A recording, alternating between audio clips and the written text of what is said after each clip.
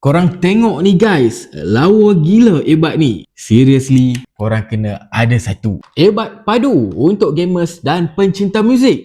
Ada lampu RGB babe yang sentiasa bertukar-tukar kat sini. Okey, korang tengok ni dia punya ebat. Oh, menyala lampu warna merah babe. Dan jom kita keluarkan, kita tengok lampu dia. Oh, warna merah dan biru berkelip-kelip. Masuk dengan selesa dan rasanya memang tak jatuh dah ni.